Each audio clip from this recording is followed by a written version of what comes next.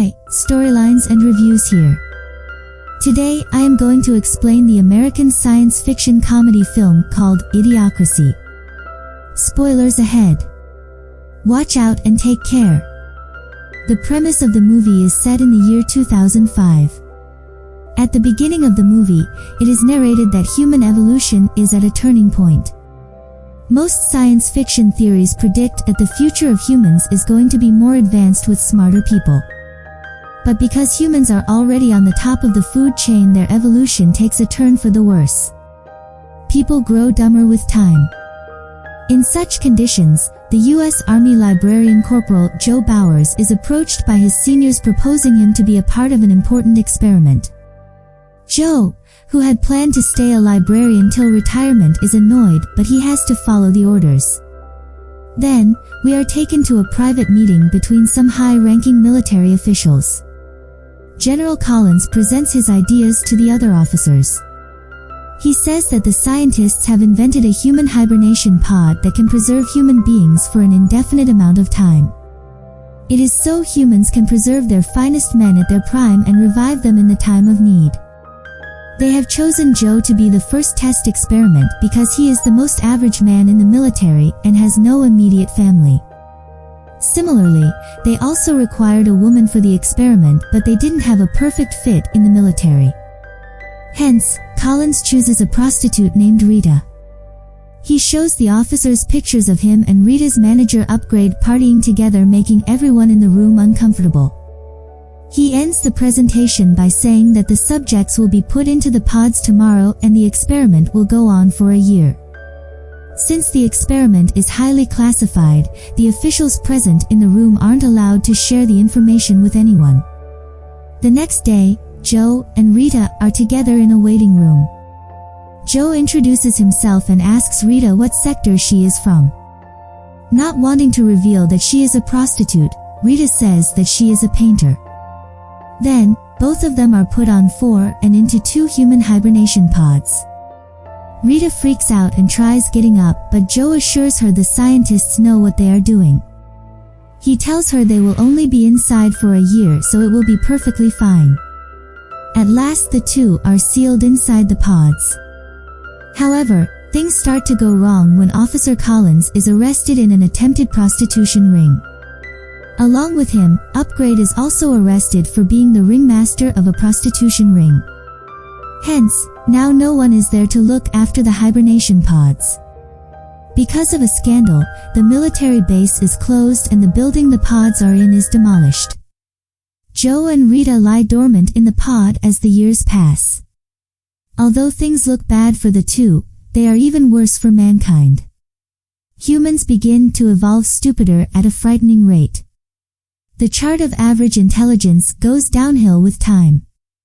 Some people have high hopes that genetic engineering and science will be able to correct this trend of evolution, but the smartest scientists in the world are focusing on stupid experiments like trying to reverse hair loss and prolong erections.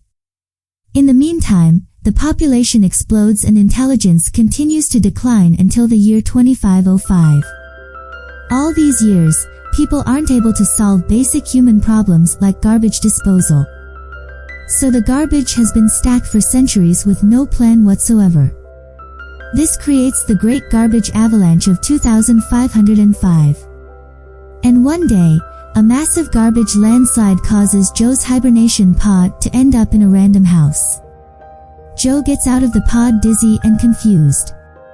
The person in the house is named Frito Pendejo.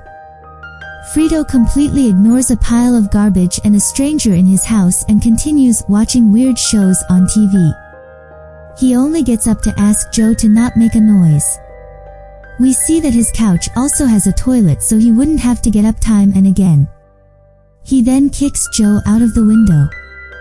The outside world seems confusing to Joe and he says to himself so much has changed in just a year. But little does he know he has entered the year 2505. He sees a group of people by the side of the road who talk in slang and grunts. Joe is able to understand them, but when he speaks like his normal self, they call him slurs and chase him away. A confused Joe also feels dizzy, so he decides to go to a nearby hospital. There, he goes to the reception and tells her he is from the army. The woman doesn't understand anything and just presses one of many buttons on her desk. A voice asks Joe to proceed to the diagnostic area on the right. Confused, he goes to drink some water from a water fountain, but it supplies an energy drink called the Brondo instead of water. When Joe asks a bystander where he can drink water, the man laughs at Joe for wanting to drink something they use in toilets. It is revealed that everyone in the world uses Brondo to bathe, drink and for daily activities, while water is only used in toilets. Then, he goes to the diagnostic area where he has to put plugs into his mouth, ear, and anus. The health professional mismatches the plugs that he already put into specific areas. A disgusted Joe completes the procedure and is sent to a doctor. While waiting, he sees the date 2505 written on a magazine but dismisses it as a misprint. The doctor arrives and answers all of Joe's questions about his health with "kick-ass." He also declares Joe retarded and asks him to pay a fee of $5 billion. Just then, Joe notices 2505 written on the bill. He finally realizes that he has actually been inside the pod for 500 years. Joe almost doesn't believe it and goes to the window only to be surprised to see the current condition of the city. Buildings are collapsing onto each other and some are held together by ropes. In addition, the city is filled with garbage. Meanwhile, the doctor freaks out because Joe doesn't have a citizen tattoo on his wrist. Joe panics and runs away from the hospital while the doctor calls the police on him for not paying his hospital bills. A voice narrates that Joe has woken up to a world in crisis. The economy is in deep neglect, a great dust bowl has ravaged all food supplies and the #1 movie in the country is called Ass. He goes to watch the movie that won Oscars only to stare at someone's behind for 90 straight minutes. At night, he is arrested for being unscannable and taken to a court. There, he is given a lawyer who happens to be Frito Pendejo, the guy that Joe met the first in 2505. Frito makes fun of him as everyone in the court laughs. Joe presents his case sensibly and then explains why he is unscannable, but the lawyers and judge just laugh at him. At last the judge declares him guilty and sentences him to jail. Meanwhile, Rita also comes out of the pod and is trying to contact her manager and boyfriend Upgrade. She is unsuccessful as the phone asks her for $2,000 to contact him. Just then, she is approached by a man who she tricks and gets his money. At the same time, Joe is taken to an automated tattoo place where the citizens are given the identification tattoo that makes them scannable. The machine asks him his name, but Joe starts to explain that he is not sure what is going on. Because of this, the machine reads his name as "not sure" and tattoos it on his wrist. The people around him also start calling him "not sure." Then, he is taken to an amplitude and IQ test and asked questions about basic addition. Joe answers all of them correctly and is surprised to see people around him not being able to identify shapes. After that, he is taken to the prison. He finally begins to realize that everyone in the current world is stupid. So, he tells the guard he is supposed to get out of jail today. The stupid guard lets him walk away, but the alarms catch that an inmate has ran away and the police chase him down the streets. Joe somehow gets away from them and goes to Frito's place again. He believes that someone has created a time machine within the past 500 years and asks Frito's help in getting one. Frito doesn't agree on helping Joe, but Joe tricks him by saying that he will give him $8 billion for his help. Eventually, Frito reveals that he knows where the time machine is.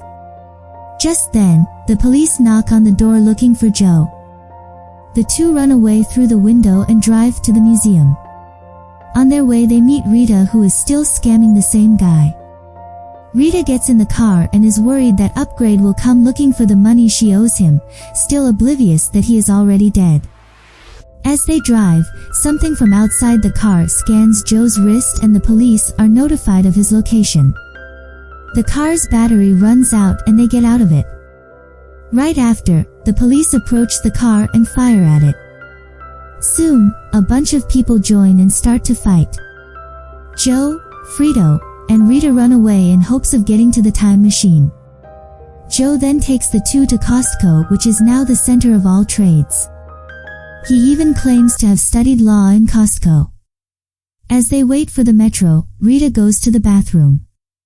Before she returns, Joe's wrist is accidentally scanned and the whole place is alerted of a criminal's presence. The metro arrives and Frito gets on it, but Joe waits for Rita only to be caught by the police. However, this time, he is taken to the White House instead of prison. There, a confused Joe meets the President Camacho and his secretaries. Camacho makes fun of him, saying that he thought Joe's head would be bigger because he is smart. It turns out that the IQ test Joe took in the prison surprised everyone because he had the highest IQ they had ever seen. Hence, because of his intelligence, the president makes Joe the new Secretary of Interior. To Joe's surprise, they also declare him the smartest man in the world. Everyone then goes to the House of Representatives, where the president announces that the problems of food scarcity and dust storm will be solved by their new Secretary of Interior, Mr. Not Sure. He also promises to pardon Joe's prison time if he solves the problem. After that, a cabinet meeting is held where the secretaries ask Joe to say something smart. Joe says some random complicated words, making them believe that he is in fact smart. Then Joe asks Frito to draw a map of the location of the time machine until he distracts the secretaries. Later, he takes them to a field where crops are supposed to be grown. He also asks them to get Rita because she might be able to help them with the crops. Now, everyone is at the field where Frito secretly hands Joe the map. At the same time, Rita arrives there. Joe takes her aside, planning to run away using the map. But his plan fails when he sees that Frito's map is just a line. Then, Joe realizes that people have been watering the crops with the energy drink Brondo. He holds a cabinet meeting to start using water instead of Brondo. The secretaries think his idea is atrocious. So, instead of reasoning with them, he simply tells them that he can talk to the plants and they want water. Joe is unknown that the energy drink had caused salt to develop over topsoil, which killed plants and caused the dust storms. Hence, he is actually solving their problems. For a few days everything goes as planned. But soon, the energy drink Brondo's stocks drop to zero because of the decreased production. This leaves half the population unemployed. They riot outside the White House. The news announces that Joe is taken to court for making people unemployed and is proven to be guilty. He is sentenced to 1 night in rehabilitation. In the New World, rehabilitation is when a criminal is chased by a large truck in an arena as a crowd of audience cheers for the truck. The rehabilitation mostly ends with the criminal's death. Joe is taken to the arena while Rita sadly returns to the White House, ready to go to the time machine with Frito. The rehabilitation is broadcasted on national television. Joe is chased by a massive killing Turk as he drives around in a small car. Just then, Rita notices a rose plant growing outside.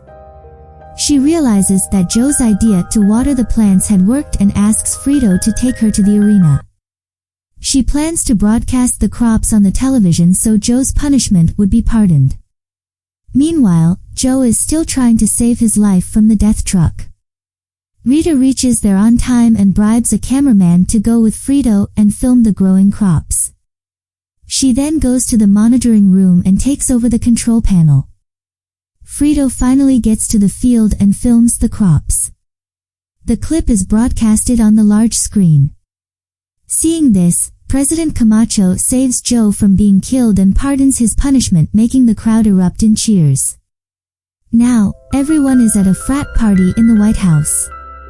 Rita reveals that she doesn't want to return home because she likes the future better. Joe is surprised but doesn't force her to come with him. The two say their last goodbye, but before Joe leaves, the president calls him on the stage and declares him the new vice president. Everyone looks at Joe with hopeful eyes, making him agree to stay in 2505. Then, one person calls the time machine a stupid ride.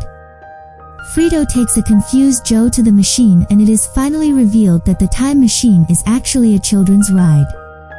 The scene cuts a few months later, when Joe is elected as the President of the United States and Rita becomes his wife and the First Lady.